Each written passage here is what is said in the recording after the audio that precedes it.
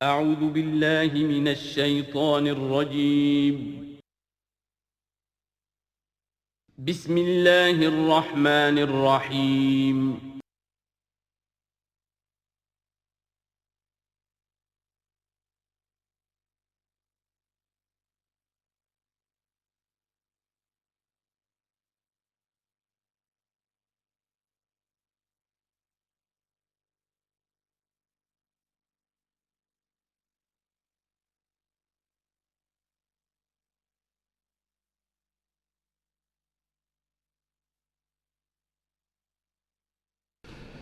نحمده ونصلي على رسوله الكريم اما بعد فقد قال الله تبارك وتعالى كما ورد في سورة الأحقاف اعوذ بالله من الشيطان الرجيم بسم الله الرحمن الرحيم وإذا حشر الناس كانوا لهم أعداء وكانوا بعبادتهم كافرين صدق الله العظيم۔ ذکر ہو رہا تھا اس سورہ مبارکہ کی پچھلی آیات میں کہ ان سے بڑھ کر زیادہ گمراہ کون ہوگا جو اللہ کے سوا ایسی ہستیوں کو پکار رہے ہیں جو نہ ان کی دعا سنتے ہیں نہ دعاؤں کو قبول کر سکتے ہیں قیامت تک، بلکہ وہ ان کی دعاؤں سے غافل ہیں، انہیں معلوم ہی نہیں ہے۔ وَإِذَا حُشِرَ النَّاسُ جب لوگوں کو جمع کیا جائے گا كَانُوا لَهُمْ أَعْدَاءً وہ ان کے دشمن بن جائیں گے کہ تم نے ہمیں شرمسار کیا، ہماری شرمندگی کا تم سبب بن گئے،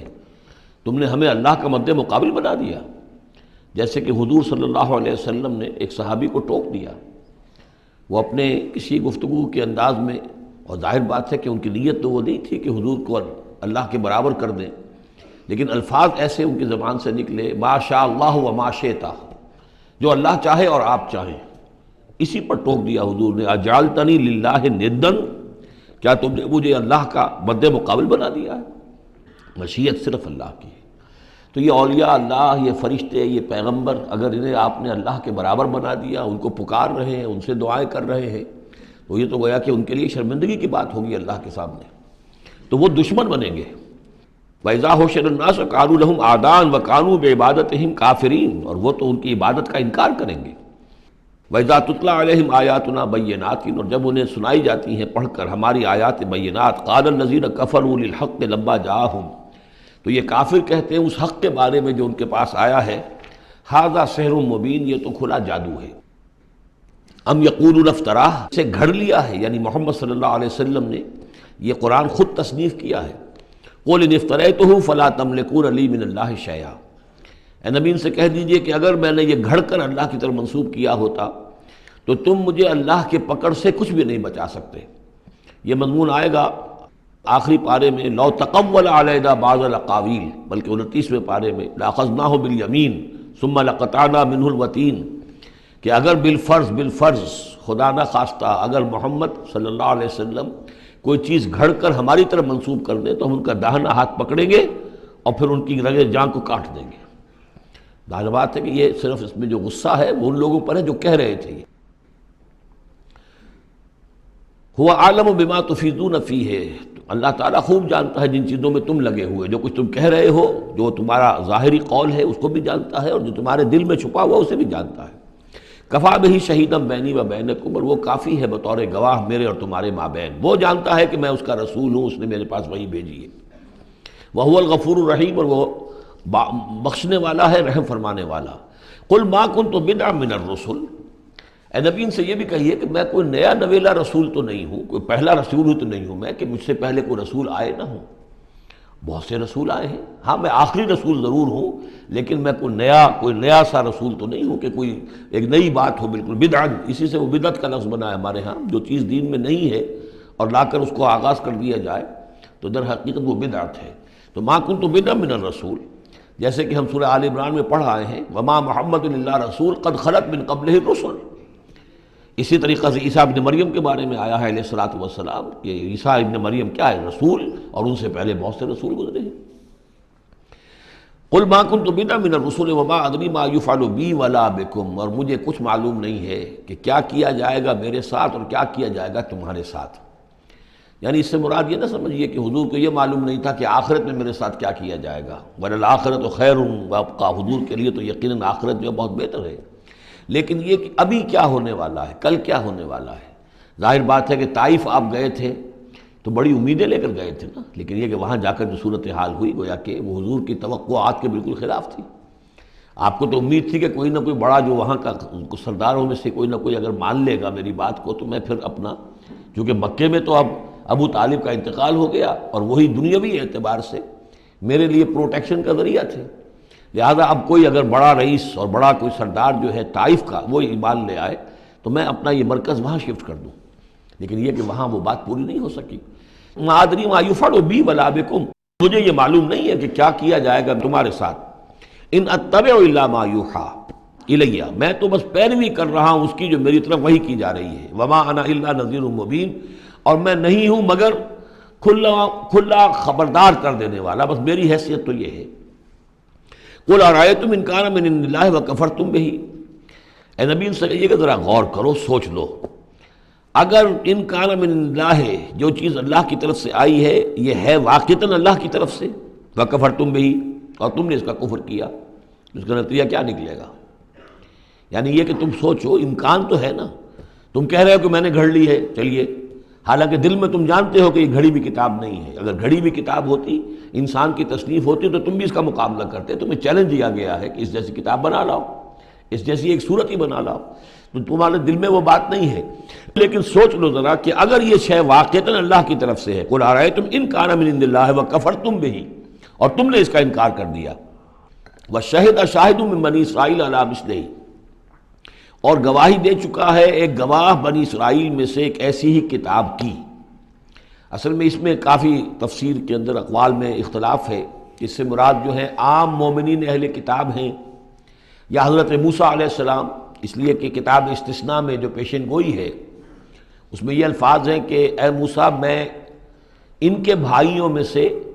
تیرے مثل ایک پیغمبر اٹھاؤں گا۔ کتاب استثناء کے 18ویں باب کی 18 اور 19ویں آیات ہیں یہ تورات کی، جو عہد نامہ قدیم ہے اس میں، تو گویا کہ مثل ہی، یعنی حضرت موسیٰ کی طرح کے محمد ہے، حضرت محمد کی طرح کے موسیٰ ہیں علیہ الصلوۃ والسلام، کیونکہ صاحب شریعت رسول ہے حضرت موسیٰ علیہ السلام۔ حضرت عیسیٰ صاحب شریعت نہیں ہے، صاحب کتاب ہے، انجیل دی گئی ہے، انجیل میں شریعت نہیں ہے، انجیل میں حکمت ہے، کل ہم پڑھ چکے ہیں جئتکم بالحکمہ، میں تمہارے پاس حکمت لے کر آیا۔ شریعت، قانون، یہ در حقیقت تورات میں تھی، حضرت موسیٰ علیہ السلام کو دی گئی، اور یا پھر محمد الرسول اللہ صلی اللہ علیہ وسلم کو قرآن دیا گیا اور یہ آخری اور کامل شریعت دی گئی۔ فآمن واستکبرتم، تو وہ تو ایمان لے آئے اور تم استکبار کر رہے ہو۔ یعنی یہود میں سے تو بہت سے علماء ایسے بھی تھے، بہت زیادہ نہیں لیکن تھے، عبداللہ ابن سلام رضی اللہ تعالیٰ عنہ بہت اہم ان کے علماء میں سے تھے، وہ ایمان لائے ہیں، تو وہ تو ایمان لے آئے۔ فاستکبرتم، اور تم استکبار میں اور گھمنڈ میں پڑے ہوئے ہو۔ ان اللہ لا یہدی القوم الظالمین، اللہ ظالموں کو ہدایت نہیں دیتا۔ وقال الذین کفروا للذین آمنوا لو کان خیرا ما سبقونا الیہ، اور کہا ان لوگوں نے جنہوں نے کفر کی روش اختیار کی ان لوگوں کے بارے میں جو ایمان لائے، کیونکہ ان میں سے زیادہ تر جو حضور کے آس پاس ہوتے تھے، اس لیے کہ بہرحال ان میں بڑے بڑے لوگ بھی تھے جو ایمان لائے تھے حضور پر، حضرت عثمان ابن عفان بھی تھے، بڑے گھرانے کے فرد تھے، عبد الرحمن ابن عوف بھی تھے، وہ بھی کوئی غرباء اور فقراء میں سے تو نہیں تھے، طلحہ اور زبیر بھی تھے تو وہ بھی بڑے اونچے خاندانوں سے تھے، لیکن یہ کہ عام طور پر حضور کے آس پاس جو ہوتے ہیں یہ لوگ اپنے اپنے کاموں کے اندر بھی مصروف ہوتے تھے، لیکن جو غرباء تھے وہ حضور کے ارد گرد زیادہ موجود رہتے تھے، اور یہ بات بار بار آ چکی ہے حضرت نوح کے بیان میں بھی اور پھر حضور کے بارے میں بھی کہ اے محمد تمہارے گرد تو ہم بیٹھے ہوتے ہیں ہمارے کمی کاری لوگ، بڑے گھٹیا لوگ، ہمارے پست طبقات کے لوگ جو ہیں، کوئی غلام ہے ہمارا، کوئی اور یہاں پہ محنت مزدوری کرنے والا ہے، تو ہمارے شایان شان نہیں ہے کہ ہم آپ کے پاس آ کر بیٹھیں، یعنی ذرا ان کو اپنے سے دور کرو، جس پر کہ اللہ تعالیٰ نے کئی مرتبہ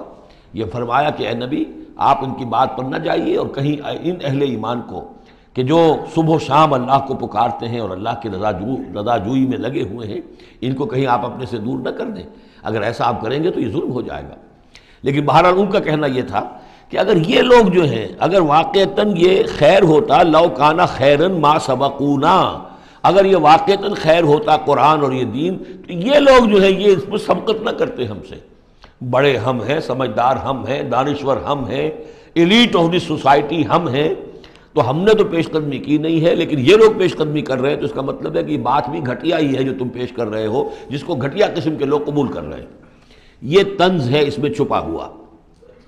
وقال الذين كفروا للذين آمنوا لو كان خيرا ما سبقونا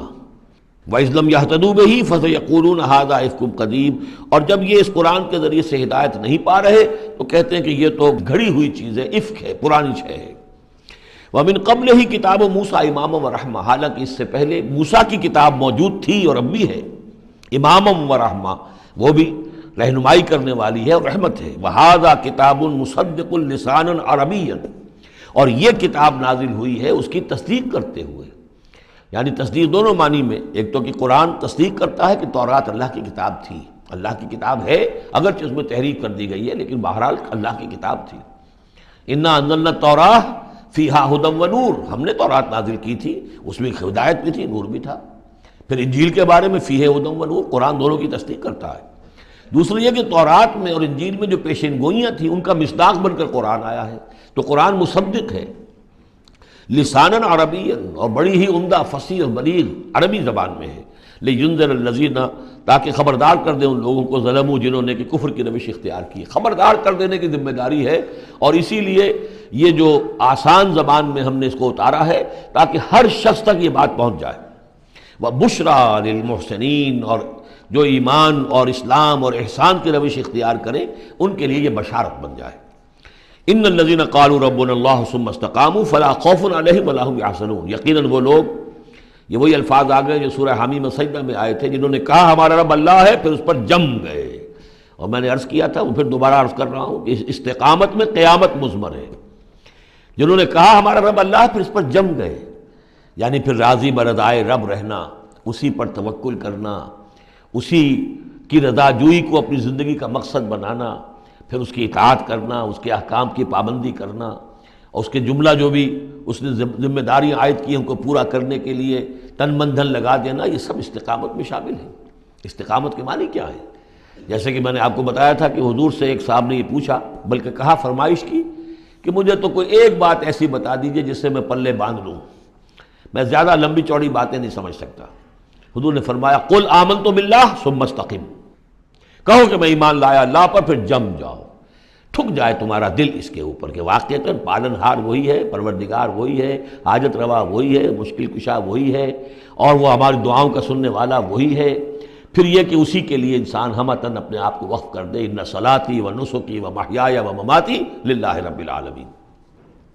ان الذین قالوا ربنا اللہ ثم استقاموا فلا خوف علیہم ولا هم یحزنون،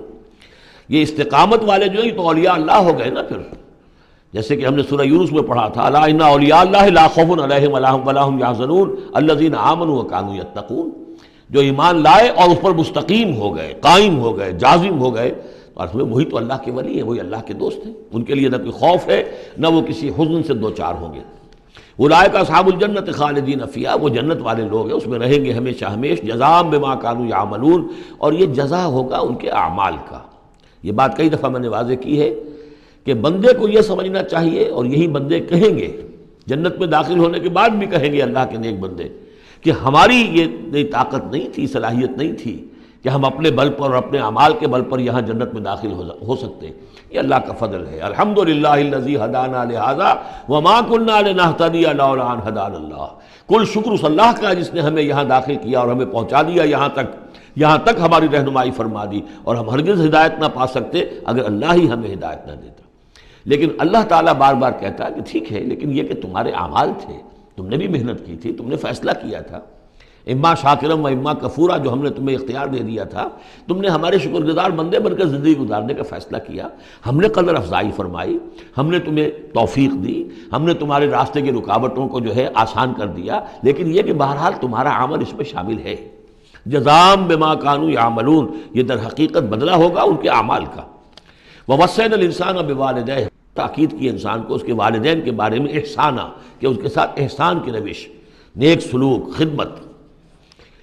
اور اس میں بھی خاص طور پر والدہ کا معاملہ جو ہے یہ سورہ بنی اسرائیل میں بھی ہے اور یہاں بھی ہے۔ وہاں بھی آیا تھا ووصینا الانسان بوالدیہ حملتہ امہ وہنا علی وہن وفصالہ فی عامین، تو والدین میں جو ہے والدہ کا حق فائق ہے والد کے حق پر۔ ویسے دونوں کے ساتھ حسن سلوک ہو، دونوں کا ادب ہو، وَإِمَّا يَبْلُغَنَّ عِندَكَ الْكِبَرَ أَحَدُهُمَا أَوْ كِلَاهُمَا فَلَا تَقُل لَّهُمَا أُفٍّ وَلَا تَنْهَرْهُمَا وَقُل لَّهُمَا قَوْلًا كَرِيمًا، یہ ہم پڑھ چکے ہیں۔ لیکن یہاں بھی اور وہاں بھی خاص طور پر والدہ کا، اس لیے کہ مشقت جو ہے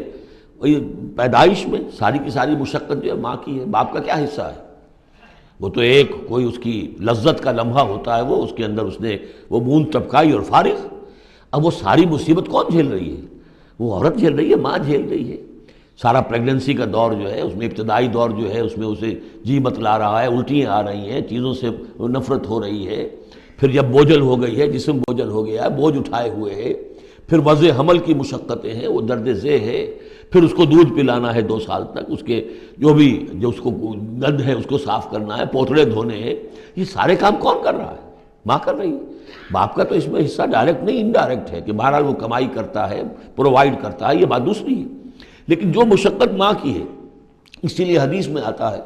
کہ ایک صحابی نے حضور سے سوال کیا کہ میرے حسن سلوک کا سب سے اولین مستحق کون ہے؟ آپ نے فرمایا تمہاری والدہ۔ انہوں نے پوچھا پھر ان کے بعد کون؟ فرمایا پھر تمہاری والدہ۔ تیسری مرتبہ پھر کون حضور؟ پھر والدہ تمہاری۔ چوتھی مرتبہ جب اس نے پوچھا ان کے بعد کون، تو آپ نے فرمایا تمہارے والد۔ یعنی والدہ کا حق جو ہے وہ والد کے حق پر، یہ ہے اخلاقی حق۔ قانونی حق والد کا زیادہ ہے، اگر سیپریشن ہو جائے گی تو اولاد والد کی ہے، قانونی حق اس کا زیادہ ہے، لیکن اخلاقی حق، خدمت کا حق، اور جنت جس کے پاؤں تلے ہے وہ باپ نہیں ماں ہے۔ جنت جو ہے وہ تو اس کے قدم تلے تحت اقدام الامہات، اس حوالے سے اخلاقی مقام جو ہے وہ عورت کا زیادہ ہے، ماں کا زیادہ ہے۔ فرمایا حملتہ امہ کرہا ووضعتہ کرہا، اس کی ماں نے اسے اٹھائے رکھا اپنے پیٹ میں تکلیف جھیل کر، اور پھر اس کو وضع حمل ہوا، اس کو جنا تکلیف کے ساتھ، وحملہ وفصالہ 30 شہرا، اور اس کا یہ حمل اور پھر دودھ پلانا یہ لگ بھگ جو ہے 30 مہینے ہوتے ہیں۔ حتیٰ اذا بلغ اشدہ، یہاں تک کہ جب وہ اپنی پوری قوت کو پہنچتا ہے، بلوغت کو پہنچتا ہے، اور یہاں سے بلوغت سے مراد جو ہے وہ نفسیاتی بلوغت ہے، ذہنی اور نفسیاتی بلوغت۔ ایک جسمانی بلوغت ہوتی ہے، وہ تو 16 17 18 اس سال کے اندر آدمی جو ہے وہ پورا بالغ ہوتا ہے، لیکن جسمانی بلوغت نہیں۔ یہاں جو ہے 40 برس کا ذکر آ رہا ہے، حتیٰ اذا بلغ اشدہ وبلغ 40 سنۃ، جب وہ 40 برس کا ہو جاتا ہے۔ سائیکولوجیکل میچورٹی جو ہے انسان کی وہ 40 برس کی ہے۔ یہی وجہ ہے کہ 40 برس ہی کی عمر میں جو بھی نبوت جو ہے وہ ملتی تھی، حضور کو بھی 40 برس کی۔ فلما بلغ 40 سنۃ حبب الیہ الخلاء فکان یخلو بغار حراء، ایک حدیث ہے بڑی پیاری جس کی راویہ ہیں ام المومنین حضرت عائشہ صدیقہ رضی اللہ تعالیٰ عنہ، جس میں فرمایا انہوں نے کہ حضور نے مجھے بتایا کہ جب میری عمر 40 برس کے قریب ہوئی تو مجھے خلوت گزینی محبوب ہو گئی، تنہائی میں بیٹھ کر، اور پھر آپ جا کر کئی دن کئی راتیں جو ہے غار حرا میں آپ تنہا رہتے تھے، خلوت گزینی، پھر وہیں پر وہی کا آغاز ہوا ہے۔ تو 40 برس کی عمر، اگرچہ استثناءات ہیں، حضرت یحییٰ کے بارے میں ہم پڑھ چکے ہیں سورہ مریم میں، آتیناہ الحکم صبیہ، بچپن ہی میں اللہ نے انہیں حکمت عطا فرما دی، اور ان کو جو بھی وہ میچورٹی ہے اللہ نے بہت ابتدائی عمر میں عطا فرما دی۔ حضرت عیسیٰ کا معاملہ بھی ایسا ہی ہے، لیکن عام قاعدہ و قانون وہی ہے 40 برس کا۔ حتیٰ اذا بلغ اشدہ وبلغ 40 سنۃ قال رب اوزعنی ان اشکر نعمتک التی انعمت علی وعلی والدی، تو وہ کہتا ہے کہ میرے پروردگار مجھے اس کی میری قسمت یہ بنا دے، یہ میرا نصیب فرما دے، مجھے اس کی توفیق دے کہ میں شکر ادا کر سکوں تیرے انعامات کا جو مجھ پر ہوئے اور میرے والدین پر ہوئے، وان اعمل صالحا ترضاہ، اور یہ کہ میں ایسے عمل کروں اچھے جو تجھے پسند آئیں، جنہیں تو پسند کرے، واصلح لی فی ذریتی، اور پھر یہ کہ میرے لیے میری اولاد کے لیے بھی، اولاد میں بھی میرے لیے بہتری پیدا کر دے۔ ایک تو یہ ہوتا ہے کہ اصلح لی ذریتی، میری اولاد کو اصلاح کر دے، انہیں صالح بنا دے، لیکن یہاں پہ انداز جو ہے ذرا دیکھیے، اصلح لی فی ذریتی، اس لیے کہ اولاد صالح ہوگی تو اس کا فائدہ مجھے بھی پہنچے گا، اس لیے کہ اگر اولاد جو ہے وہ صالح ہے اور نیک ہے تو اس سے یقیناً انسان جو ہے وہ دعائیں کریں گے، استغفار کریں گے، اور ان کے جو اعمال صالحہ ہیں، چونکہ باپ نے کوئی تربیت اچھی دی تھی تو ان کے اعمال صالحہ سے بھی اس کے اپنے حساب کے اندر بھی اندراج ہوتا رہے گا نیکیوں کا۔ تو اصلح لی فی ذریتی، میری ذریت میں، میری نسل میں میرے لیے اصلاح فرما دے، یعنی ان کی اصلاح فرما جس سے کہ خود مجھے بھی فائدہ پہنچے۔ اسی بالکل یہی مفہوم ہے کہ جو ہم نے سورہ الفرقان میں پڑھا ہے، وَجْعَلْنَا لِلْمُتَّقِينَ إِمَامًا، مراد یہ کہ ہماری اولاد کو متقی بنا، تاکہ ان کی جو ہم از خود ان کے آگے چلنے والے ہیں، ان کے امام ہیں، وہ ہمارے فالوورز ہیں، ہمارے پیچھے چلنے والے ہیں، اور قیامت میں ایسا ہوگا حشر میں آدمی اٹھیں گے اور ان کے پیچھے ان کی نسلیں چلی آ رہی ہیں، تو ہمارے پیچھے آنے والے ہیں وہ نیک ہوں، متقی ہوں۔ وَأَصْلِحْ لِي فِي ذُرِّيَّتِي إِنِّي تُبْتُ إِلَيْكَ، میں تیری جناب میں توبہ کرتا ہوں، رجوع کرتا ہوں، وَإِنِّي مِنَ الْمُسْلِمِينَ، اور یقیناً میں تیرے فرما برداروں میں سے ہوں۔ أُولَٰئِكَ الَّذِينَ نَتَقَبَّلُ عَنْهُمْ أَحْسَنَ مَا عَمِلُوا، یہ وہ لوگ ہیں جن سے ہم ان کے بہترین اعمال قبول فرمائیں گے، وَنَتَجَاوَزُ عَنْ سَيِّئَاتِهِمْ، اور اگر کوئی خطائیں ہوں گی، کوئی چیز ان کے اندر کمزوری کا پہلو بھی ہوگا، ہم اس سے درگزر فرمائیں گے۔ فی اصحاب الجنہ، اور پھر یہ اصحاب الجنہ میں ہوں گے، جنت والوں میں شامل ہو جائیں گے۔ وعد الصدق الذی کانوا یوعدون، یہ سچا وعدہ ہے جس کا کہ ان سے وعدہ کیا جاتا تھا۔ اب اس کے برعکس سے کردار ہے، یہ تو یہ کہ ایک صالح بیٹا ہے، اور وہ جب اپنی پوری میچورٹی کو پہنچا ہے اور بلوغ کو پہنچا ہے نفسیاتی اور ذہنی اعتبار سے، تو اس کا طرز عمل تو یہ ہے جو آ گیا، رب اوزعنی ان اشکر نعمتک التی انعمت علی وعلی والدی وان اعمل صالحا ترضاہ واصلح لی فی ذریتی۔ ایک دوسرا برعکس کردار ہے، والذی قال لوالدیہ اف لکما اتعداننی ان اخرج وقد خلت القرون من قبلی، اور وہ شخص جو اپنے والدین سے کہتا ہے، والدین مسلمان ہیں لیکن بیٹا آوارہ ہو گیا ہے، یا ذہنی طور پر جو ہے وہ گمراہ ہو گیا ہے، وہ نہ آخرت کو مان رہا ہے نہ اللہ کو مان رہا ہے، کسی اور رخ پہ جا رہا ہے، تو وہ اپنے والدین سے کہتا ہے اف لکما، میں بڑا بیزار ہوں آپ سے، یہ کیا آپ لوگوں نے ڈھکوسلے تراش رکھے ہیں، یہ کیا آخرت واخرت کی آپ مجھے دھمکی دیتے رہتے ہیں، اتعداننی، کیا آپ مجھے اس بات سے ڈراتے ہیں، وعدہ دیتے ہیں، دھمکاتے ہیں، ان اخرجا، کہ مجھے نکالا جائے گا، دوبارہ زندہ کیا جائے گا، وقد خلت القرون من قبلی، مجھ سے پہلے نہ معلوم کتنی نسلیں بیت چکی ہیں، ہزارہا لوگ نسل بعد نسل ختم ہو چکے ہیں، تو میں تو ان باتوں کو ماننے والا نہیں ہوں، یہ آپ کے ڈھکوسلے ہیں، یہ پرانی باتیں ہیں، دقیانوسی باتیں ہیں۔ وہما یستغیثان اللہ ویلک آمن، اور وہ دونوں ماں باپ جو ہے بیچارے وہ نیک، وہ دعائی دے رہے ہیں اللہ کی کہ اللہ کے بندے، ویلک، تباہی ہو تیری، خرابی ہو تیری، آمن، ایمان لا، مان ان باتوں کو، ان وعد اللہ حق، یقیناً اللہ کا وعدہ سچا ہے۔ فیقول ما ھذا الا اساطیر الاولین، وہ کہتا ہے نہیں میں نہیں مانتا، نہیں یہ تو نقلیں ہیں، پرانی کہانیاں ہیں جو پچھلوں سے نقل ہوتی چلی آ رہی ہیں۔ اولئک الذین حق علیہم القول، یہ وہ لوگ ہیں کہ جن پر اللہ کی بات سچی ہو گئی، یعنی مستحق ہو گئے اللہ کے کلمہ عذاب کے، فی امم قد خلت من قبلہم، اور انہی قوموں کے اندر وہ بھی پھر شامل کر دیے جائیں گے جو ان سے پہلے گزر چکی ہیں، من الجن والانس، جنات میں سے بھی اور انسانوں میں سے بھی، انہم کانوا خاسرین، یقیناً وہی لوگ ہیں خسارے والے، برباد ہونے والے۔ وَلِكُلٍّ دَرَجَاتٌ مِّمَّا عَمِلُوا، اور سب کے لیے درجے اور مقامات معین ہوں گے ان کے اعمال کے اعتبار سے۔ وَلِيُوَفِّيَهُمْ، اور تاکہ اللہ تعالیٰ پورا ان کے اعمال، وَلِيُوَفِّيَهُمْ أَعْمَالَهُمْ وَهُمْ لَا يُظْلَمُونَ، پورا ان کو دے دے گا ان کے اعمال کا بدلہ، اور ان پر کوئی ظلم نہیں ہوگا، کوئی حق تلفی نہیں ہوگی۔ وَيَوْمَ يُعْرَضُ الَّذِينَ كَفَرُوا عَلَى النَّارِ، اور جس دن کہ یہ کافر پیش کیے جائیں گے آگ پر، اور اس وقت ان سے کہا جائے گا اذهبتم طیباتکم فی حیاتکم الدنیا واستمتعتم بها، دیکھو بھائی تم نے اپنے جو مزے لینے تھے، لوٹنے تھے، عیش کرنے تھے، وہ تم دنیا کی زندگی میں کر چکے ہو، تم نے وہاں حرام خوریاں کی، حلال اور حرام کی تمیز کو ختم کیا، تم نے وہاں عیش کیے،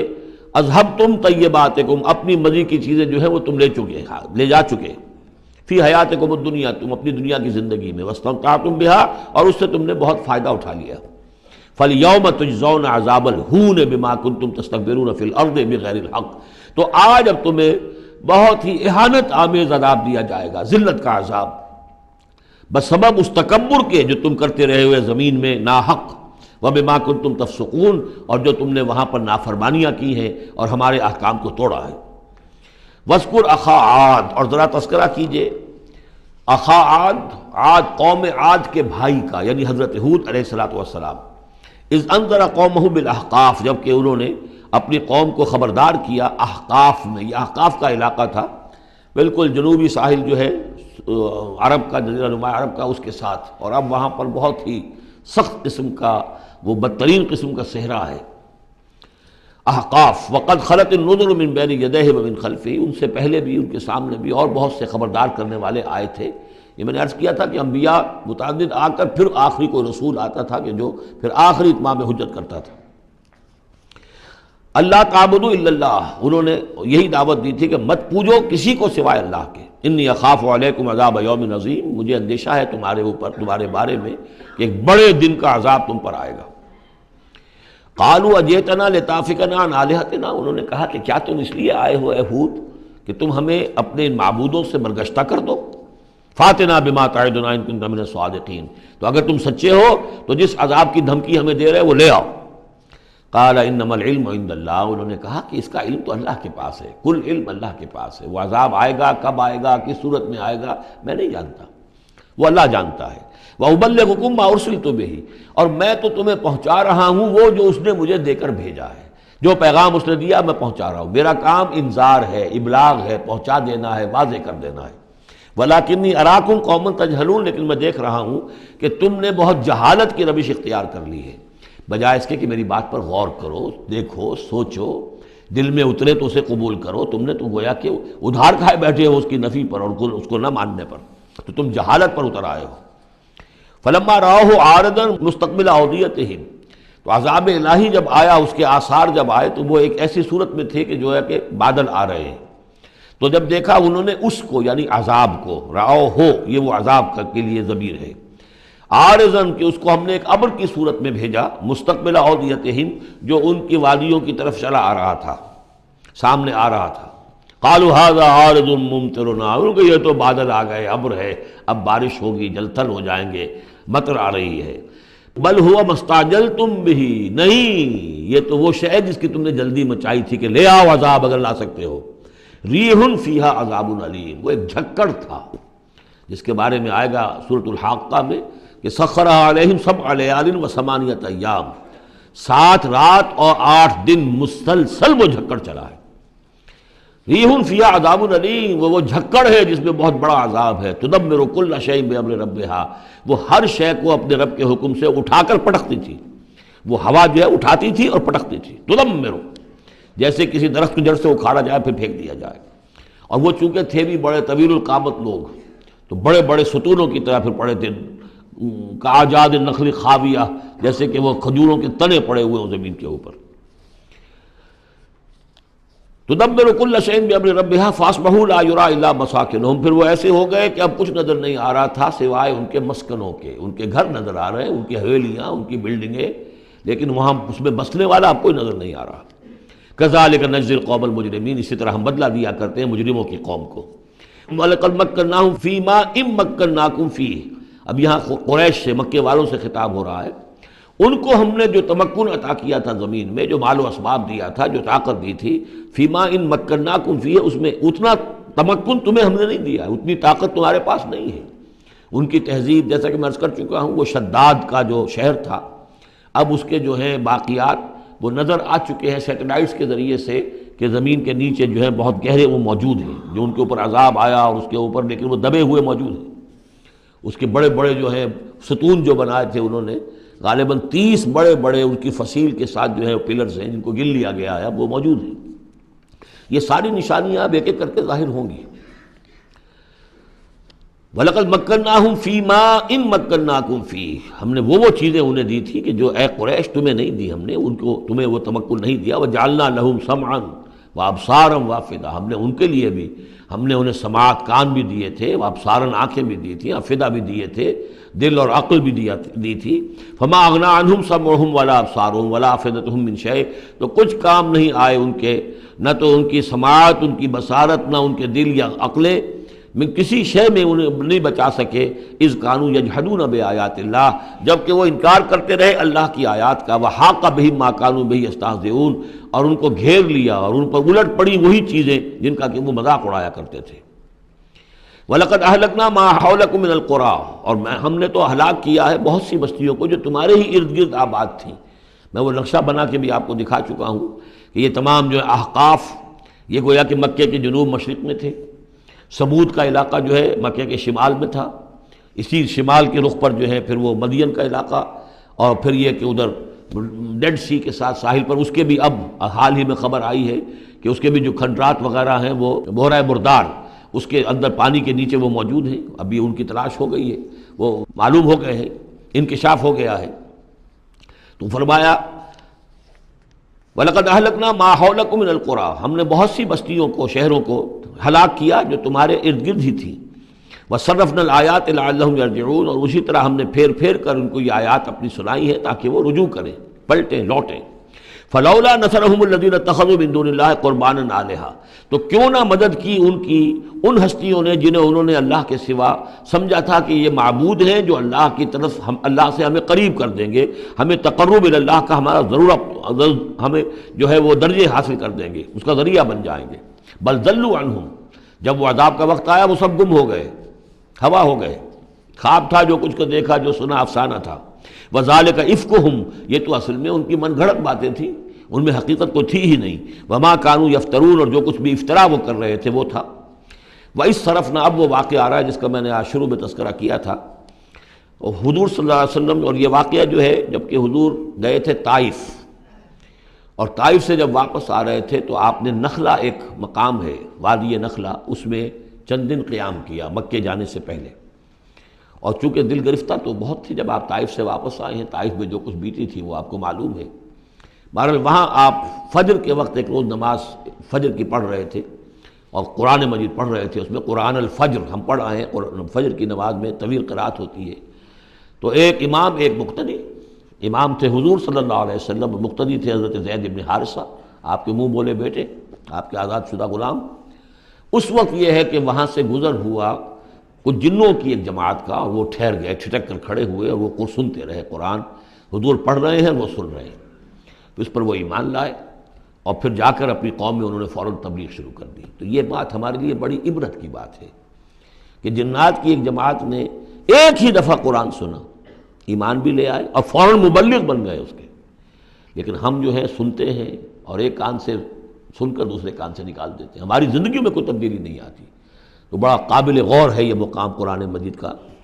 وَإِذْ صَرَفْنَا إِلَيْكَ نَفَرًا مِنَ الْجِنِّ، اور جب کہ ہم نے آپ کی طرف متوجہ کر دیا اے نبی جنوں کی ایک جماعت کو،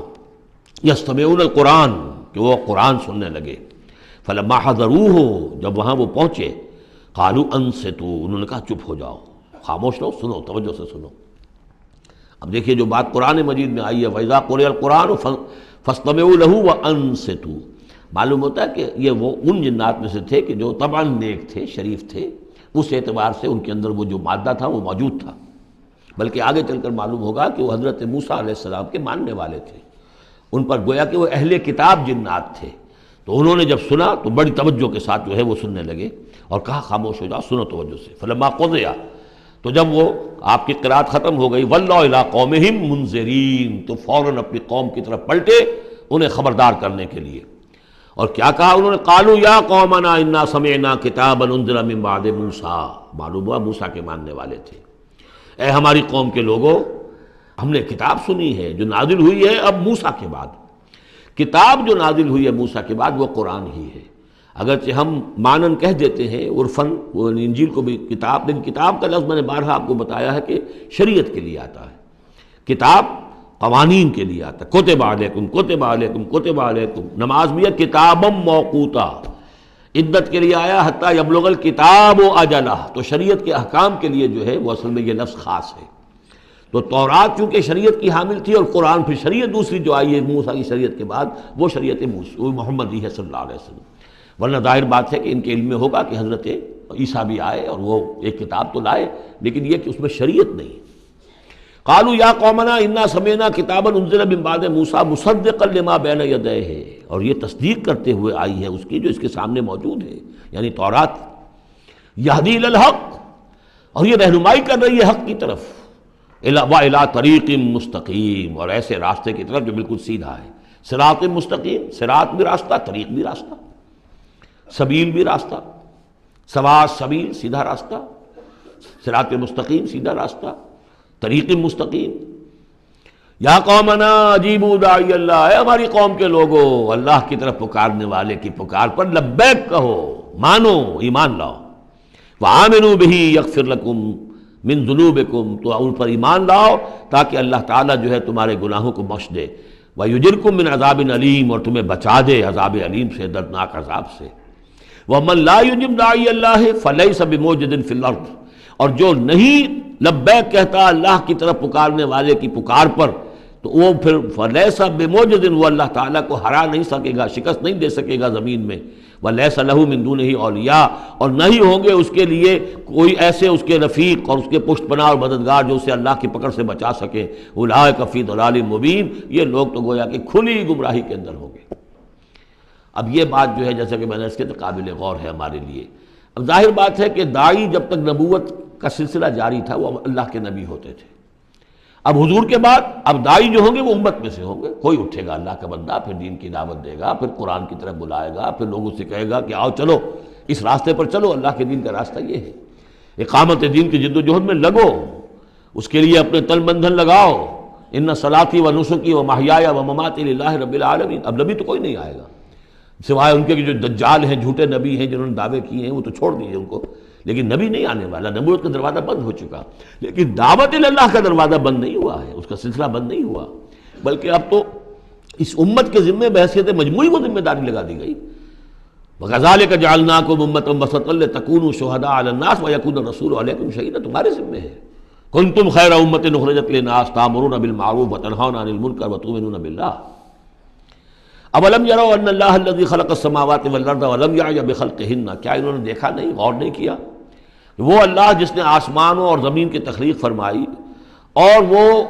تھکا نہیں، ہارا نہیں اس سے، ان کی تخلیق سے، یعنی جیسے کہ سورہ قاف میں ہم پڑھیں گے افعینا بالخلق الاول، کیا ہم عاجز آ گئے ایک دفعہ بنانے کے بعد؟ ہماری ساری جو بھی کریٹو ایکٹیویٹی تھی اور کریٹو پوٹینشیل ہمارا ختم ہو گیا، ایگزاسٹ ہو گیا، ہم دوبارہ نہیں بنا سکتے تمہیں؟ تو لم یا بخلقہن، وہ عاجز نہیں آ گیا ان کی تخلیق سے، اب اس کی جو خلاقی کی قوت ہے وہ ختم نہیں ہو گئی ہے۔ بقادر علی ان یحیی الموتیٰ، تو کیا وہ قادر نہیں ہوگا اس پر کہ مردوں کو زندہ کر دے؟ بلا، کیوں نہیں، انہ علی کل شیء قدیر، یقیناً وہ ہر چیز پر قادر ہے۔ ویوم یعرض الذین کفروا علی النار، اور جس روز کے پیش کیے جائیں گے یہ کافر آگ پر، الیس ھذا بالحق، اس وقت سوال کیا جائے گا یہ ہے حق، یہ حقیقت ہے یا نہیں؟ تم ڈھکوسلا کہتے تھے، تم کہتے تھے کہ ایسی ہمیں دھونس دی جا رہی ہے، کوئی جہنم وغیرہ نہیں، کوئی حساب کتاب نہیں، کوئی جزا و سزا نہیں، کوئی باس بعد الموت نہیں، الیس ھذا بالحق، کیا یہ حقیقت نہیں ہے؟ قالوا بلا وربنا، وہ کہیں گے کیوں نہیں، ہمارے پروردگار تیری قسم یہ حق ہے۔ قال فذوقوا العذاب بما کنتم تکفرون، تو اللہ فرمائے گا اب چکھو اس عذاب کا مزہ اپنے اس کفر کی پاداش میں جو تم کرتے رہے، فاصبر۔ اب آخری بات حضور سے، فاصبر کما صبر اولو العزم من الرسل، اے محمد صلی اللہ علیہ وسلم آپ بھی صبر کیجئے جیسے کہ ہمارے اولو العزم رسول آپ سے پہلے صبر کرتے رہے۔ یہ اولو العزم من الرسل عام طور پر خیال ہے کہ 5 ہیں، بعض حضرات 7 شمار کرتے ہیں، حضرت ہود حضرت صالح کو بھی شامل کرتے ہیں، لیکن 5 پر چونکہ اسی سلسلہ سور کی صورت ہے سورہ شورى جس میں 5 کا ذکر ہے۔ شرع لکم من الدین ما وصى به نوحا والذی اوحینا الیک وما وصینا به ابراہیم وموسیٰ وعیسیٰ، حضرت نوح، حضرت ابراہیم، حضرت موسیٰ، حضرت عیسیٰ اور حضرت محمد صلی اللہ علیہ وسلم علیہ الصلوۃ والسلام، یہ اولو العزم من الرسل ہیں۔ اور اس میں جو یوں سمجھیے کہ عزم اور صبر کا معاملہ جو ہے اس میں حضرت ایک اعتبار سے حضرت نوح سب سے آگے ہے، 950 برس تک جو ہے انہیں صبر کرنا پڑا، فلبث فیہم 1000 سنۃ الا 50 عاما۔ اور ایک ذاتی تکلیف اس میں حضرت ایوب علیہ الصلوۃ والسلام، ان کو جو کوفت ذاتی تکلیف، بیماری، نہایت ہی تکلیف دہ بیماری، تو اس میں ان کا صبر ایوب اس اعتبار سے مشہور ہے۔ فاصبر کما صبر اولو العزم من الرسل، صبر کیجئے جیسے کہ ہمارے اولو العزم پیغمبر صبر کرتے رہے، ولا تستعجل لہم، اور ان کے لیے جلدی نہ کیجئے۔ کیا مطلب؟ یہ خیال جو کبھی شاید حضور کے دل میں بھی آ جاتا ہو، لیکن یہ کہ دوسرے مسلمانوں کے دلوں میں آنا تو بالکل قرین قیاس ہے کہ اللہ تعالیٰ ان کو پکڑتا کیوں نہیں؟ یہ کس طریقے سے بلال کو کیسے مار رہا ہے یہ امیہ ابن خلف، اللہ تعالیٰ اس کا ہاتھ چھل کیوں نہیں کر دیتا؟ وہ تو علی کل شیء قدیر ہے۔ اور اس قوم کو کب تک یہ مہلت دی جائے گی؟ کیوں نہیں ان پر عذاب آ جاتا جیسے کہ عذاب آیا تھا پچھلی قوموں کے اوپر؟ فرمایا نہیں، ولا تستعجل، پچھلی صورت بھی اسی پر ختم ہوئی تھی کہ اے نبی اہل ایمان سے یہ کہیے کہ ذرا ان کو ابھی معاف کریں، ابھی ان کو کچھ عرصے کے لیے، چونکہ جو ہمارا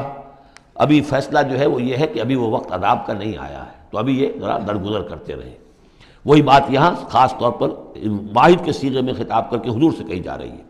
فاصبر کما صبر اولو العزم من الرسل ولا تستعجل لہم، تستعجل لہم، ان کے لیے جلدی نہ کیجیے، کانہم یوم یرون ما یوعدون، جس دن کے یہ دیکھیں گے اس عذاب کو، جب عذاب آئے گا تو ایسے محسوس کریں گے لم یلبسوا الا ساعۃ من نہار، کہ نہیں رہے تھے مگر دن کی کسی ایک حصے میں، ایک گھڑی دن کی صرف۔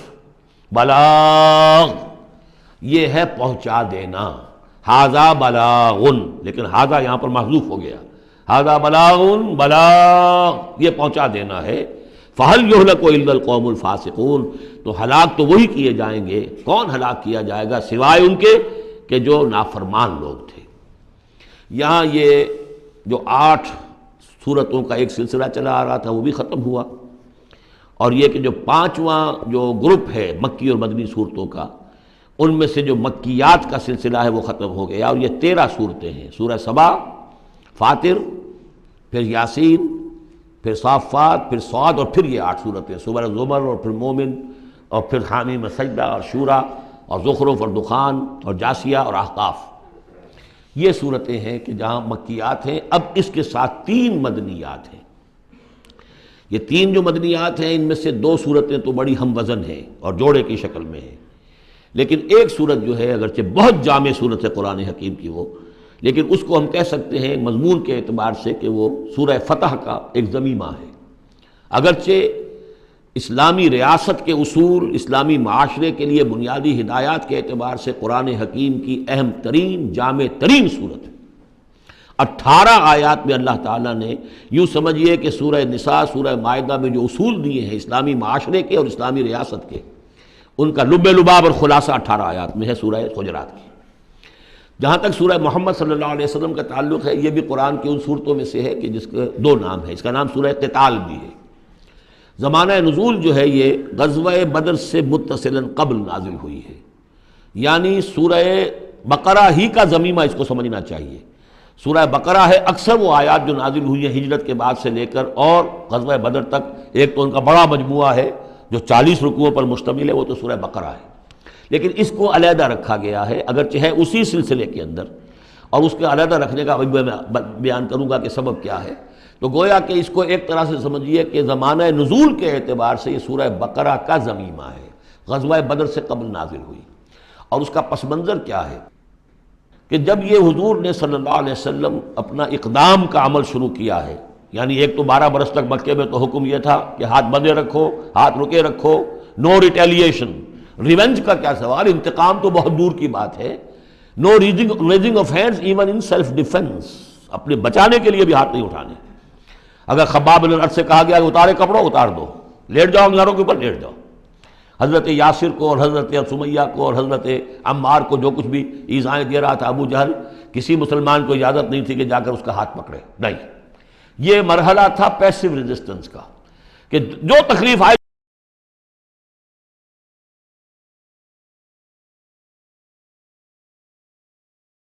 اب اقتتال کا دور شروع ہو گیا۔ لیکن یہ کہ جو منافقین تھے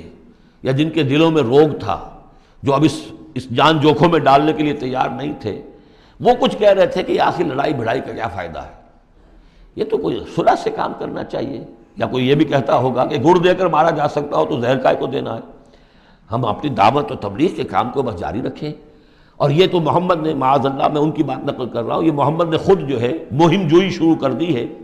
کہ انہوں نے جو ہے ان کو چھیڑ چھاڑ شروع کر دی، ان کے قافلوں کا تعاقب شروع کر دیا، ان کی جو ہے وہ گویا کہ لائف لائن کے اوپر ہاتھ ڈال دیا۔ تو یہ جد حقیقت اقدام تو کر رہے ہیں یہ خود، اور اس سے گویا کہ لڑائی بھڑائی کا سلسلہ شروع ہو جائے گا۔ تو ان کے دلوں میں تو تھا روگ نفاق کا، کہ وہ چاہتے نہیں تھے کہ ہمارے ایمان کا یہ امتحان ہو جائے کہ ہم سے کہا جائے کہ نکلو اللہ کی راہ میں جان ہتھیلی پر رکھ کر، لیکن وہ جو اس کی آڑ لے رہے تھے وہ کہہ رہے تھے کہ یہ لڑائی بھڑائی اور یہ جو ہے فساد، بلکہ صلح جوئی کے ساتھ معاملہ کرو۔ اور نوٹ کر لیجیے سورہ بقرہ کے دوسرے رکوع میں آیا تھا وَإِذَا قِيلَ لَهُمْ لَا تُفْسِدُوا فِي الْأَرْضِ قَالُوا إِنَّمَا نَحْنُ مُصْلِحُونَ أَلَا إِنَّهُمْ هُمُ الْمُفْسِدُونَ وَلَٰكِن لَا يَشْعُرُونَ۔ تو گویا کہ اس جو بھی ہو رہی تھی اس وقت، ان کی جو ذہن کی کیفیت تھی، اس میں اللہ تعالیٰ کی طرف سے یہ سورہ مبارکہ نازل ہوئی ہے، اور یہ اسلوب کے اعتبار سے پورے قرآن میں منفرد ہے۔ بالکل ابرپٹلی شروع ہو رہی ہے، کوئی تمہید نہیں، کوئی حروف مقطعات نہیں، کوئی اللہ کی حمد، کوئی اور شے، کچھ نہیں، قرآن مجید کی عظمت کچھ نہیں، بلکہ الذین، اس سے جملہ شروع ہو رہا ہے جو عام طور پر جملے کے شروع کے لیے عام اسلوب نہیں ہے۔ پھر یہ کہ وہ جو اسلوب ہوتا ہے آیات کے آخر میں اللہ تعالیٰ کے اسماء اور اللہ کی صفات کا، انہو عزیز الحکیم، وہ تو بڑا غفور ہے، رحیم ہے، اس طرح کی کوئی شے آپ کو یہاں نہیں ملے گی۔ اسلوب بالکل مختلف ہے۔ ہر آیت ابرپٹ شروع ہو رہی ہے، سورت بھی ابرپٹلی شروع ہوئی ہے اور ابرپٹلی ختم ہو جائے گی۔ اسی طریقے سے ہر آیت جو ہے شروع ہوتی ہے اور ابرپٹلی ختم ہو جاتی ہے، بغیر کسی اختتامی اللہ کے اسماء اور صفات کے حوالے کے۔ باقی اس میں اور سورہ جو اگلی صورت ہے سورہ فتح، اس میں کیا ترتیب ہے وہ یہ ہے کہ حضور کی انقلابی جد و جہد کا جو آخری مرحلہ تھا، یعنی قتال، آرم کانفلکٹ، اس سے متصلاً قبل یہ سورہ محمد نازل ہو رہی ہے،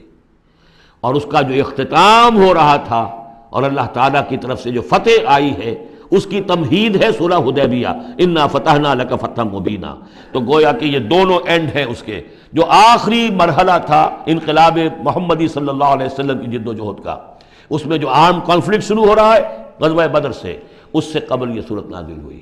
اور جب آخری فتح ہونے والی ہے، اور وہ فتح مکہ کی ہوگی، لیکن اس سے قبل جو اللہ نے تمہیدی فتح دی ہے وہ فتح ہے انا فتحنا لک فتحا مبینا، وہ صلح حدیبیہ جس کا ذکر جو ہے وہ سورہ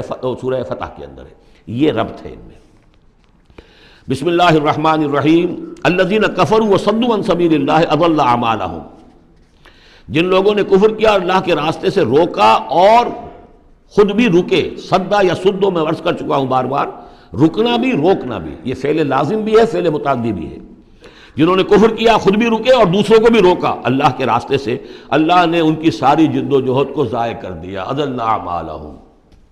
ان کی ساری کوشش جو تھی اللہ کے دین کے راستے کو روکنے کی، حضور کی دعوت کو کے راستے کو روکنے کی، سب جا چکی، ضائع ہو چکی، اکارت ہو چکی۔ اور اب یہ قافلہ جو ہے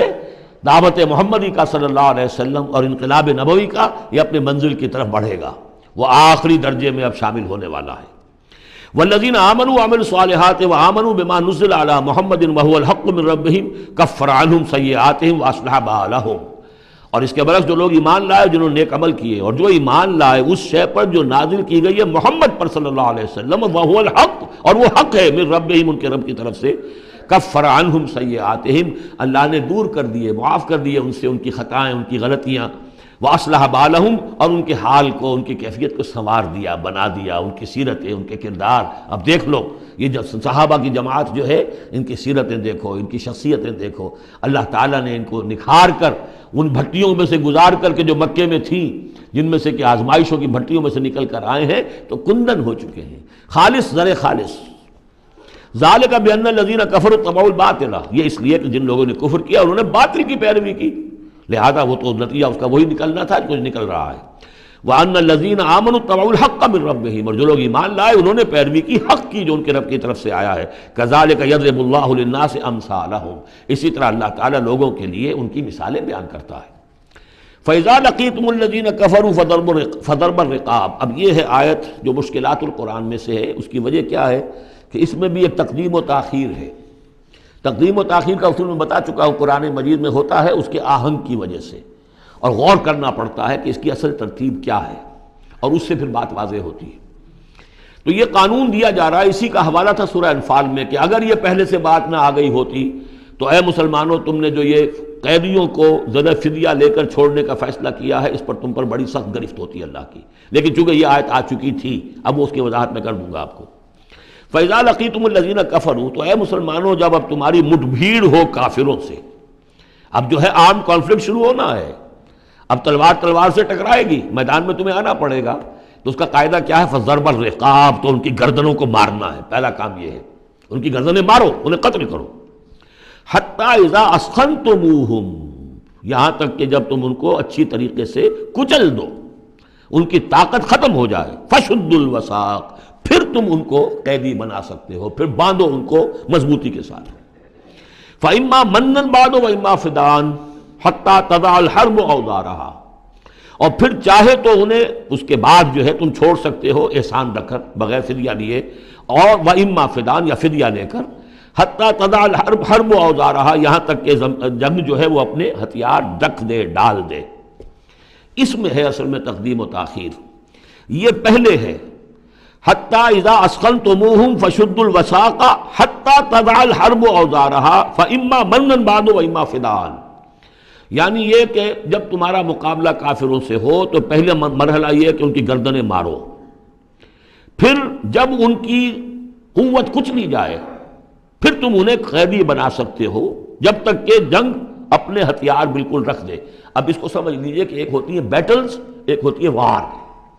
بدر جنگ تھی لیکن بیٹل کی نوعیت کی تھی، وار تو 6 سال تک چلنی ہے۔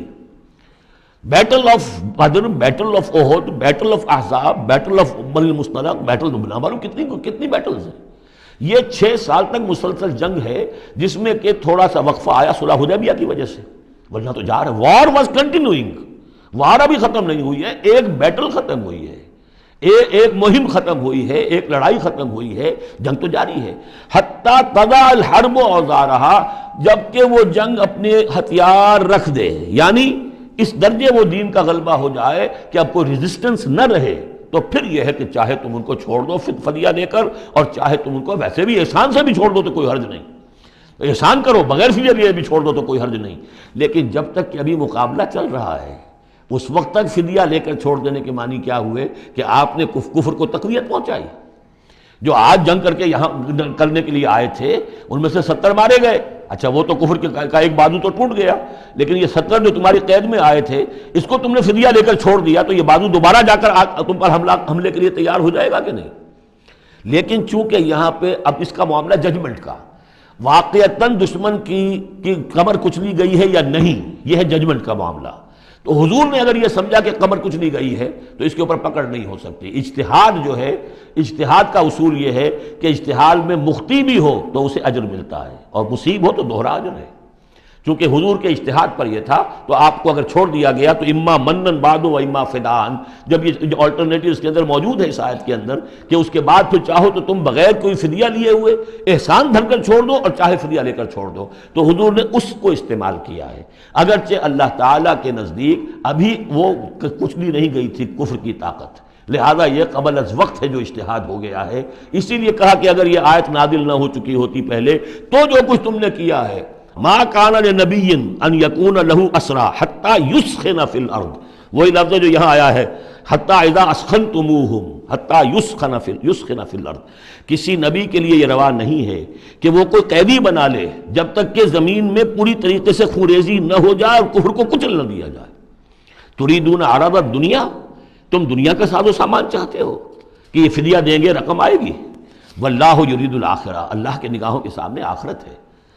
اللہ عزیز الحکیم، اللہ عزیز اور حکیم ہے۔ لولا کتاب من اللہ سبقا، اگر یہ اللہ کی طرف سے وہ کتاب پہلے آنا چکی ہوتی، حکم، اب یہ کتاب کے معنی پھر وہی حکم ہے یہاں پر، اللہ کی طرف سے پہلے یہ آیت جو ہے جو اس حکم پر مبنی ہے وہ نازل نہ ہو چکی ہوتی، لمسکم فیما اخذتم عذاب عظیم، تو جو کچھ تم نے لیا ہے اس پر تمہارے اوپر بڑی سخت گرفت ہوتی ہے اللہ کی طرف سے، لیکن چونکہ وہ تھی فَقُلُوا مِمَّا غَنِمْتُمْ حَلَالًا طَيِّبًا، تو جو بھی اب تمہیں غنیمت ملی ہے اسے کھاؤ حلال، اس کو حلال اور طیب سمجھتے۔ یہ ہے اس آیت کا مطلب، جب تمہارا مقابلہ ہو دشمنوں سے تو گردنیں مارنا ہے پہلا کام، پھر جب پوری طرح کچل لو، طاقت کچھ نہیں گئی کفر کی، تو پھر قیدی بھی بناؤ، فَشُدُّ الْوَثَاقَ حَتَّى تَضَعَ الْحَرْبُ أَوْزَارَهَا، جب جنگ بالکل ختم ہو جائے اور گویا کہ وہ ہتھیار ڈال دیے جنگ نے، ڈگ ڈال دیے، اب کوئی طاقت نہیں رہی کفر میں، پھر تم چاہو تو ان کو فدیہ لے کر چھوڑ دو، چاہو تو بغیر فدیہ کے بھی چھوڑ دو، کوئی بات نہیں، اب کوئی خطرہ نہیں، اس لیے کہ انقلاب آ چکا اور مستحکم ہو چکا، اب ان کے کیے کچھ نہیں ہوگا۔ حتیٰ تضع الحرب اوزارها ذلک ولو یشاء اللہ لانتصر منہم، اللہ چاہتا تو خود ہی ان سے بدلہ لے لیتا، ان کفار سے انتقام لے لیتا، ولکن لیبلو بعضکم ببعض، اللہ تعالیٰ چاہتا تو اس 1000 کے لشکر کو آنے واحد میں ختم کر دیتا، لیکن اللہ نے تمہیں موقع دیا، تمہاری آزمائش کی، تمہارے صبر کا امتحان لیا، لیکن اللہ تعالیٰ امتحان لیتا ہے، جانچتا ہے بعض کو بعض کے ذریعے سے، وہ 1000 کے لشکر کے ذریعے سے ان 313 کے استقامت کی، ایمان اور استقامت جو ہے اس کی آزمائش ہو گئی۔ والذین قتلوا فی سبیل اللہ فلن یضل اعمالہم، اور جو لوگ اللہ کی راہ میں قتل ہو گئے تو اللہ تعالیٰ ان کے اعمال کو ضائع کرنے والا نہیں ہے، ان کے سارے اعمال کا بھرپور اجر انہیں مل جائے گا۔ سیہدیہم ویصلح بالہم، اللہ تعالیٰ ان کو راہ دے گا، پہنچا دے گا، جنت تک پہنچا دے گا، اور ان کے جو معاملہ ہوگا وہاں پہ ان کے احوال بہت اعلیٰ ہوں گے، بہت عمدہ ہوں گے۔ وَيُدْخِلُهُمُ الْجَنَّةَ عَرَّفَهَا لَهُمْ، اور داخل کرے گا انہیں اس باغات میں جو پہلے ہی انہیں پہچنوا دی ہے، بتا دیا ہے کہ اس جنت میں کیا کچھ ہوگا، وہ تو ہم بتا چکے ہیں قرآن کے اندر، اس جنت میں داخل کرے گا۔ یا ایھا الذین آمنوا ان تنصروا اللہ ینصرکم ویثبت اقدامکم، اہل ایمان اگر تم اللہ کی مدد کرو گے تو اللہ تمہاری مدد کرے گا اور تمہارے قدموں کو جما دے گا۔ یہ بہت اہم قانون ہے اللہ کا، تم اللہ کی مدد کرو گے تو اللہ مدد کرے گا۔ تم اللہ کے دشمنوں سے پینگیں بڑھاؤ، دوستیاں کرو، ان کی وفاداریوں کے دم بھرو، انہیں اپنا سرپرست سمجھو، انہیں اپنا حمایتی اور مددگار سمجھو، اور ساتھ ہی دعا کرو تو دعائے قنوت نازلہ چاہے سال بھر کرتے رہو گے، اللہ نہیں سنے گا تمہاری دعا۔ ڈھاکہ گیا، مشرقی پاکستان گیا، بدترین شکست آ گئی، قنوت نازلہ مکے میں بھی اور مدینے میں بھی پڑھے جا رہے تھے اور پورے پاکستان میں پڑھے جا رہے تھے، اللہ نے نہیں سنی۔ تمہاری دوستیاں کس سے؟ اللہ سے تو ہے نہیں۔ اللہ کے خلاف تو اعلان جنگ ہے، تمہاری ساری معیشت سود پر چل رہی ہے، تم نے اللہ کے باغیوں کو دوست بنایا ہوا، انہیں اپنا سرپرست سمجھتے ہو، انہی کی مدد پر تمہارا جو ہے سارا سہارا بھروسہ ہے۔ آ رہا تھا کوئی جہاز چل کر امریکہ کا، وہ تو نہیں آیا، تو اللہ کیوں سنے گا تمہاری بات؟ ان تنصروا اللہ ینصرکم ویثبت اقدامکم، اگر تم اللہ کی مدد کرو گے، تم اس کے اگر مخلص ہو، فرما بردار ہو، اس کے دین کا جھنڈا لے کر کھڑے ہو گئے ہو، تن من دھن اس کے لیے لگانے کو تیار ہو، اللہ مدد کرے گا اور تمہارے قدم جما دے گا۔ والذین کفروا فتعسا لهم، اور وہ لوگ جنہوں نے کفر کیا ہے ان کے لیے تو پھر ہے ان کو گویا کہ رد کر دینا، راندہ درگاہ کر دیے جائیں گے، وہ کھائیں ٹھوکریں۔ وعد اللہ اعمالہم، اللہ نے ان کے تمام اعمال کو، جد و جہد کو، کوششوں کو بالکل گمراہ کر دیا، یعنی ختم ہو گئی وہ، اور ان کا حاصل کچھ نہ ہوا۔ ذالک بانہم کرہوا ما انزل اللہ فاحبط اعمالہم، اس کی وجہ کیا ہے کہ انہوں نے وہ چیز ناپسند کی جو اللہ نے نازل کی، فاحبط اعمالہم، اللہ نے ان کے تمام نیک اعمال بھی ضائع کر دیے۔ یعنی آخر ان میں ایسے بھی تھے کفار میں سے جو غریبوں کو کھانا کھلا دیتے تھے، جو حاجیوں کی خدمت کرتے تھے اور سمجھتے تھے بڑی نیکی کا کام ہم کر رہے ہیں۔ یہ سورہ توبہ میں ہم پڑھ آئے ہیں، اجعلتم سقایۃ الحاج وعمارۃ المسجد الحرام، ان چیزوں کو تم نے بہت بڑی نیکیاں سمجھ رکھا ہے، لیکن یہ کہ اگر تم نے اللہ کے نازل کیے ہوئے قرآن کو ناپسند کیا ہے تو اللہ نے تمہاری ساری اعمال جو ہے حبط کر دیے۔ افلم یسیروا فی الارض فینظروا کیف کان عاقبۃ الذین من قبلہم، تو کیا یہ زمین میں گھومے پھرے نہیں کہ یہ دیکھتے کہ کیا انجام ہوا ان لوگوں کا جو ان سے پہلے تھے؟ دمر اللہ علیہم، اللہ تعالیٰ نے ان پر ہلاکت کو مسلط کر دیا۔ وللکافرین امثالھا، اور ان کافروں کے لیے بھی ایسے ہی انجام آئیں گے۔ ذالک بان اللہ مولا الذین آمنوا وان الکافرین لا مولا لہم، اور یہ اس لیے کہ اللہ تو مولا ہے، رفیق ہے، پشت پناہ ہے، مددگار ہے اہل ایمان کا، اور یہ کہ کافروں کا کوئی مولا ہے ہی نہیں۔ یہ اصل میں یہیں سے حضور نے پھر وہ نعرہ اخذ کیا تھا جب غزوہ احد میں، جب وقتی طور پر مسلمانوں کی شکست ہو گئی اور حضور بھی اور صحابہ بھی پھر پہاڑ کے اوپر چڑھ گئے احد پر، اور اس کے بعد پھر جو دامن میں کھڑے ہوئے تھے جو کفار کے اس وقت کے سربراہ تھے، اس میں ابو سفیان تھے اور خالد بن ولید جو بعد میں جو دونوں ایمان لے آئے صحابہ میں سے ہیں۔ تو اس وقت یہ ہے کہ ابو سفیان نے نعرہ لگایا تھا، لنا عزا ولا عزا لکم، ہمارے لیے عزا جیسی دیوی ہے، اس نے ہماری مدد کی ہے، تمہارے لیے تو عزا ہے ہی نہیں۔ تو حضور نے کہا تھا مسلمانوں سے جواب دو، اللہ مولانا ولا مولا لکم، اللہ ہمارا مولا ہے، تمہارا کوئی مولا نہیں۔ اس نے کہا تھا اعلی حبل، لیکن یہ کہ اس کے جواب میں کہا گیا اللہ اکبر، اللہ سب سے اعلیٰ بھی ہے، بڑا بھی ہے۔ تو یہ جو نعرہ ہے کہ اللہ مولانا ولا مولا لکم، ذالک بان اللہ مولا الذین آمنوا وان الکافرین لا مولا لہم، ان اللہ یدخل الذین آمنوا وعملوا الصالحات جنات تجری من تحتها الانہار، یقیناً اللہ تعالیٰ داخل کرے گا ان لوگوں کو جو ایمان لائے اور جنہوں نے نیک عمل کیے ان باغات میں جن کے دامن میں ندیاں بہتی ہوں گی۔ والذین کفروا یتمتعون ویاکلون کما تاکل الانعام، اور وہ لوگ جو کفر کر رہے ہیں وہ کھا پی رہے ہیں، عیش اڑا رہے ہیں دنیا میں، کھا رہے ہیں جیسے کہ حیوانات بھی کھاتے ہیں۔ والنار مثوی لکم، لیکن یہ کہ بالآخر ان کا ٹھکانہ جو ہے وہ آگ ہے۔ وَكَأَيٍّ مِّن قَرْيَةٍ هِيَ أَشَدُّ قُوَّةً مِّن قَرْيَتِكَ الَّتِي أَخْرَجَتْكَ، اور اے نبی کتنی ہی بستیاں ایسی گزری ہیں کہ جو اس بستی سے کہیں زیادہ قوت میں تھیں جس نے آپ کو نکلنے پر مجبور کیا ہے۔ مکے سے بڑے بڑے شہر تھے، اس سے بڑی اس کی جو ہے قوتیں تھیں، بڑی طاقتور قومیں وہاں رہتی تھیں، تو یہ جو بستی جس نے کہ آپ کو وہاں سے نکلنے پر مجبور کیا ہے اس سے کہیں زیادہ بڑی جو بستیاں تھیں انہیں ہم نے ہلاک کیا۔ اہلکناہم فلا ناصر لہم، ان کو ہم نے ہلاک کر دیا اور ان کا کوئی مددگار نہ ہوا۔ افمن کان علی بینۃ من ربہ کمن زین لہ سوء عملہ، تو بھلا وہ شخص جو اپنے رب کی طرف سے بینہ پر ہے، اس کی سرشت اور اس کی فطرت نیک ہے، اور پھر یہ کہ اس کو اللہ تعالیٰ نے جو ہدایت دی ہے وہ اس پر قائم ہے۔ کمن زین لہ سوء عملہ، کیا وہ اس جیسا ہو جائے گا کہ جس کے اعمال اس کے لیے مزین کر دیے گئے ہیں، برے اعمال اس کے، لیکن اسے محسوس ہوتا ہے کہ بڑے شاندار میرے اعمال ہیں، میری تہذیب، طریقتکم المثلی، تمہارا کلچر بہت اعلیٰ کلچر، مثالی کلچر، واتبعوا اہواہم، اور انہوں نے پیروی کی ہے اپنی خواہشات کی۔ ان دونوں میں ظاہر بات ہے کوئی مساوات نہیں ہو سکتی۔ وہ جو اللہ کی طرف سے بینہ پر ہے وہ کامیاب ہونے والے ہیں، اور یہ لوگ جو اپنی خواہشات کی پیروی کر رہے ہیں ناکام ہونے والے ہیں۔ بارک اللہ لی ولکم فی القرآن العظیم ونفعنی وإیاکم بالآیات والذکر الحکیم۔